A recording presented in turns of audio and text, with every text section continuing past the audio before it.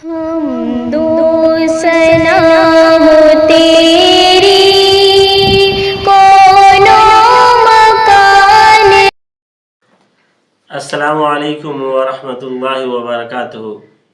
حمد و ثنا ہے اس پاک پروردگار کے لیے جس کے قبضہ قدرت میں ہماری اور آپ سب کی جان ہے۔ محترم دوستو، آج ہم بات کریں گے اللہ کے اس مخلوق کے بارے میں جسے لوگ جنات کہتے ہیں، اور یہ جنات کا تذکرہ قرآن مجید میں کئی جگہ پہ اللہ تبارک و تعالیٰ نے فرمایا ہے۔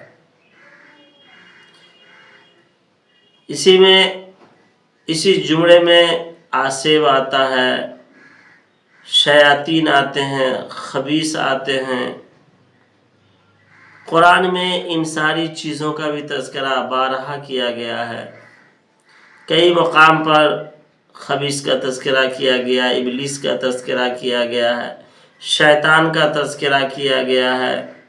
اسی طریقے سے آصف کے بارے میں بھی جو ہے اللہ تبارک و تعالیٰ نے فرمایا۔ تو یہ ساری چیزیں جو ہے جنات وغیرہ، یہ قرآن میں کئی مقامات پہ اس کا تذکرہ آیا ہے۔ پھر ان چیزوں میں کچھ ہیں جنہوں نے جو ہے نافرمانیاں کی، روگردانیاں کی اللہ کی، یا کچھ اس میں جو ہے اللہ تبارک و تعالیٰ کی نافرمانی کرنے کی وجہ سے اسے راندہ درگاہ کیا گیا۔ تو یہ لوگ ابلیس، شیاطین کے نام سے جانے جاتے ہیں، خبیث کے نام سے بھی کچھ جانے جاتے ہیں، شیاطین کے بھی نام سے جانے جاتے ہیں۔ تو قرآن مقدس میں آصف کا تذکرہ ہے، یعنی جناتوں کا تذکرہ ہے کہ یہ اسے مس کہا جاتا ہے عربی زبان میں۔ اور آصف یہ فارسی کا لفظ ہے، یہ اردو میں بھی مستعمل ہے، اردو میں بھی اس کو استعمال کیا جاتا ہے۔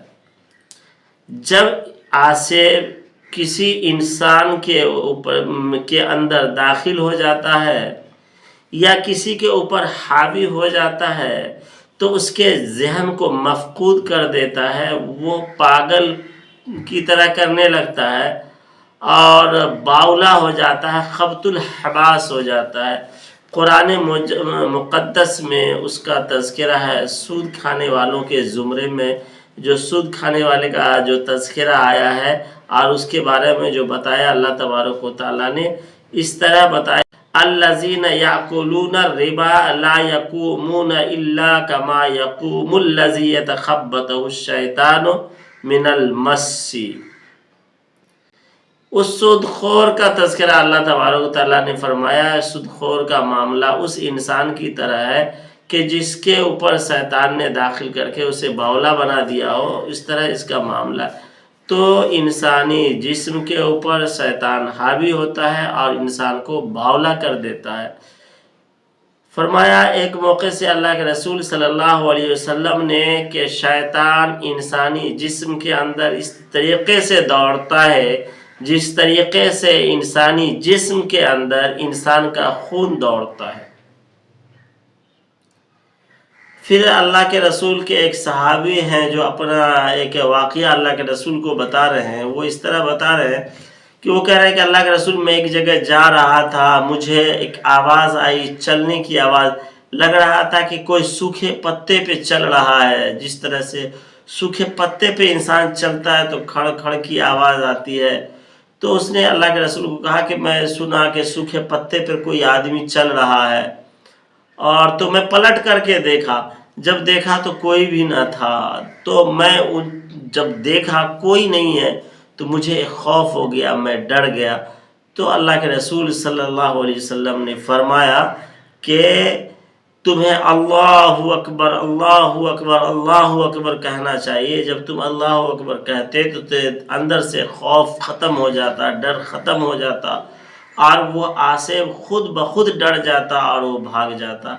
تو ہمیں بھی کبھی ناگہانی لگے کہ کہیں چل رہے ہیں، کچھ انجانی سی آواز، کچھ انہونی سا محسوس ہو تو اللہ اکبر کہہ سکتے ہیں، جس سے ہمارے دل کے اندر کا خوف و ہراس، ہمارے اندر سے میں جو ہے ڈر سا ایک آ جائے تو وہ ڈر ختم ہو جائے گا، تو اللہ اکبر کہہ سکتے ہیں۔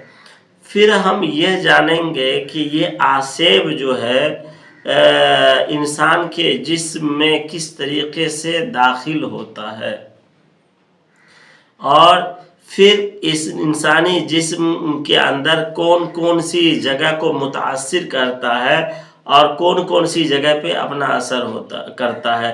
تو اس کے جاننے سے پہلے ہم یہ جانیں گے کہ حضرت امام احمد ابن حنبل رحمۃ اللہ علیہ، امام احمد ابن حنبل کے صاحبزادے حضرت عبداللہ، تو انہوں نے اپنے والد سے پوچھا کہ والد محترم، سنا ہے کہ آسیب جو ہے انسان کے اندر داخل ہوتا ہے، کیا یہ سچ ہے؟ تو حضرت امام احمد ابن حنبل رحمۃ اللہ علیہ نے فرمایا کہ بالکل یہ سچ ہے اور حق ہے کہ انسان کے اندر آسیب داخل ہوتا ہے، انسان کے اندر اپنے پورے اثر کو ڈالتا ہے اور داخل ہو کر کے اپنی ایک آواز نکالتا ہے۔ بظاہر تو لگتا ہے کہ انسان بول رہا ہے، لیکن وہ اس آسیب، اس جنات کی آواز، اس شیطان کی آواز ہوتی ہے۔ تو اس سے پتہ چلا امام احمد ابن حنبل رحمۃ اللہ علیہ کے قول سے کہ آسیب اور جو ہے جن، خبیث، ابلیس، یہ ساری چیزوں کی حقیقت ہے۔ اور دوستو بتاتا چلو کہ کسی نہ کسی شکل میں، کسی نہ کسی حیت میں اور کسی نہ کسی طریقے میں یہ آسیب اور خبیث اور جن، بھوت، شیاطین، ان چیزوں کا تذکرہ لگ بھگ تمام ادیان کے ماننے والوں نے، تمام ادیان کے جاننے، دین و دھرم کے جاننے والے اور اس کے جو ہے تعلیم یافتہ لوگوں نے اقرار کیا ہے کہ یہ کوئی نہ کوئی ایک شکل ہے جو جو آسیب ہے اور شیاطین ہیں، خبیث ہیں، جس کو انہوں نے بھوت، پریت، چڑیل کا نام دے دیا ہے۔ تو یہ انہی کی شاخوں سے یہ چیز ہے، اور وہ بھی اپنے طریقے سے علاج بتاتے ہیں۔ تو پتہ یہ چلا کہ آسیب حقیقت میں ہے، اور جو ہے جنات جو ہیں اس کا تو تذکرہ قرآن میں 12 جگہ ایک مکمل سورہ کو اللہ تبارک و تعالیٰ نے نازل فرما دیا ہے۔ تو اب ہم جانیں گے کہ یہ آسیب کہاں کہاں پر اثر کرتا ہے اور کتنے دیر کے لیے اثر کرتا ہے۔ تو سب سے پہلے ہم سمجھیں گے کہ یہ آسیب جو اثر کرے، تو اگر تھوڑی دیر کے لیے اثر کرے، یعنی بدن پہ اثر کیا، جسم کے اندر داخل ہوا اور فوراً نکل گیا، تو اسے مس، میں نے بتایا نا کہ آسیب کو عربی میں مس کہتے ہیں۔ یہ آسیب فارسی لفظ ہے، یہ اردو میں بھی مستعمل ہے، اردو میں بھی آسیب ہی کہا جاتا ہے، عربی میں اسے مس کہا جاتا ہے۔ تو اگر تھوڑی دیر کے لیے داخل ہوا اور نکل گیا تو اسے مس سے طائف کہتے ہیں۔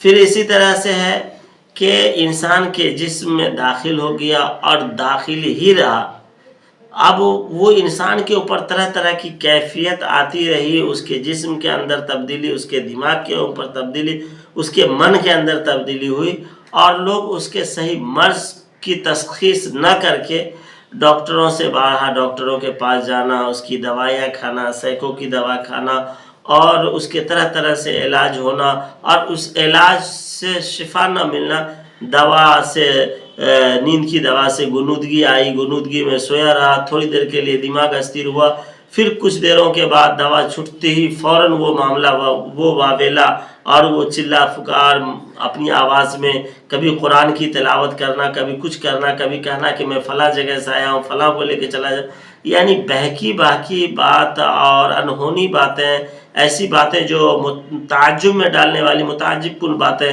جو ہے زبان سے نکالنا، تو یہ کیفیت اس کی صحیح تشخیص نہ ہونے کی وجہ سے آدمی لمبے وقت تک اس آسیب کے مرض میں مبتلا رہتے ہیں، تو اسے کہتے ہیں مس دائمی۔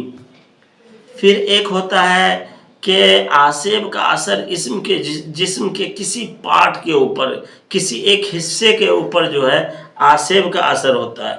تو جیسے کہ اب ہاتھ کے اوپر آسیب کا اثر ہو گیا، ناک کے اوپر آسیب ہوا، کان کے اوپر آسیب ہوا، زبان کے اوپر آسیب ہو گیا، حلق کے اوپر، دل دماغ کے اوپر آسیب ہو گیا، پاؤں کے اوپر. تو اس ایک جز، ایک حصے کے اوپر جب آسیب ہو تو اسے کہتے ہیں مس جزئی. اور ایک ہوتا ہے کہ پورے جسم کے اوپر جو آسیب کا اثر ہو گیا، وہ پورا جسم اس کا پریشان ہے، تو اسے کہتے ہیں مس کلی، کہ پورے جسم کے اوپر آسیب نے اپنا اثر کر رکھا ہے. اب ہم یہاں سے جب ہم نے یہ سمجھ لیا کہ یہ آسیب، یہ جن، یہ خبیث، یہ شیاطین انسانی جسم کو پریشان کرتے ہیں اور انسانی جسم کے اندر داخل ہوتے ہیں اور انسان اس سے پریشان ہوتا ہے، چاہے تھوڑی دیر کے لیے، چاہے ہمیشہ، یا پورا بدن. جب سمجھ لیں، اب ہمیں یہ سمجھنا ہے کہ انسان کے جسم کے اندر یہ آسیب، یہ خبیث، یہ جن داخل کس طرح سے ہوتے ہیں. تو امام مسلم رحمۃ اللہ علیہ نے کتاب الزہد کے اندر لکھا ہے کہ جب انسان سستی یا کسی اور وجہ سے جمائی کرتا ہے، منہ کھول گیا کرتا ہے، تو اس منہ کھولنے کی وجہ سے، جمائی میں جب منہ کھلا تو منہ کھولنے کی وجہ سے شیاطین آسیب اس میں داخل ہو جاتے ہیں. اس لیے اللہ کے رسول صلی اللہ علیہ وسلم نے فرمایا کہ جب جمائی آئے، جب حافی ہو، تو منہ کو اچھی طریقے سے بند کرنی چاہیے تاکہ شیاطین کا دخول نہ ہو. علامہ ابن حجر اسقلانی رحمۃ اللہ علیہ نے فرمایا ہے اس شیاطین کے داخل ہونے کا جو حدیث میں تذکرہ آیا ہے، تو اس داخل ہونے سے مراد حقیقی مراد ہے کہ حقیقت میں آسیب جو ہے جمائی کے ذریعے سے، منہ کھولنے کے ذریعے سے منہ کے اندر داخل ہوتا ہے. تو اللہ تبارک و تعالی ہمیں جمائی کے وقت منہ پہ ہاتھ رکھنے کی توفیق عطا فرمائے اور حدیث پہ عمل کرنے کی توفیق عطا فرمائے. اسی طریقے سے جو داخل ہوتا ہے آسیب، دوسرا اس کا کیا طریقہ ہوتا ہے؟ جس طریقے سے آسیب جسم کے اندر داخل ہوتا ہے، وہ ایک طریقہ یہ ہے تو بغیر بسم اللہ کیے ہوئے کھانا کھا رہے ہیں اور ہم نے بسم اللہ نہیں پڑھا، تو اس کے ذریعے سے بھی ہمارے جسم کے اندر شیاطین داخل ہوتے ہیں، خبیث داخل ہوتے ہیں، اور ہمارے ساتھ بھی بنا بسم اللہ کے ہم کھانا کھاتے ہیں تو داخل ہوتے ہیں. اور ایک طریقہ ہوتا ہے کہ جادوگر یا کاہن آدمی کا استعمال شدہ کپڑا منگاتا ہے اور منگانے کے بعد اس میں کچھ دعائیں یا کچھ منتر وغیرہ پڑھ کر کے دم کر دیتا ہے. اس مریض کو اگر پہنا دیا جائے تو وہ پریشان ہو جاتا ہے، اس کے اندر شیاطین داخل ہو جاتے ہیں، آسیب داخل ہو جاتے ہیں. یا پانی پہ دم کر کے دیتا ہے اور اس آدمی جس کو اوپر آسیب ڈالنا ہو، خبیث یا چڑیل وغیرہ ڈالنا ہو، تو اس کے راستے میں اس پانی کو ڈال دیا جائے، گرا دیا جائے تو اس کے اوپر ہو جاتا ہے، داخل ہو جاتا ہے. پھر ایک اور طریقہ ہے جس طریقے سے جو ہے آسیب یا جن وغیرہ انسان کے اوپر داخل ہوتے ہیں. وہ کیا ہے کہ آسیب جو ہے، یہ جن جو ہے، کسی کی شکل بدل کے، کبھی سانپ کی شکل میں، یا کبھی کالا کتا کی شکل میں، یا کبھی کالی بلی کی شکل میں، یا گھر میں کسی اور طریقے سے انسان کو خوف دلاتا ہے، ڈراتا ہے. اور جب انسان اسی میں ڈر جاتا ہے اور انسان کے اندر جب حیبت ہوتی ہے، تو جب حیبت ہو جاتی ہے تو وہ اس انسان کے اوپر وہ آسیب، وہ جن داخل ہو جاتے ہیں اور داخل ہو کر کے اسے پریشان کرتے ہیں.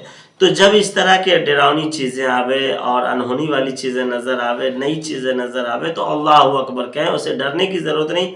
جب آپ ڈر جائیں گے تو وہ آپ پر حاوی ہو جائے گا. ڈرنا نہیں ہے، اس کے ہمت کے ساتھ جو اللہ کے رسول نے فرمایا اللہ اکبر پڑھنا ہے، تو یہ ہم پڑھیں گے تو انشاءاللہ العزیز آسیب خود ہم سے ڈر جائے گا اور وہ دفع ہو جائے گا.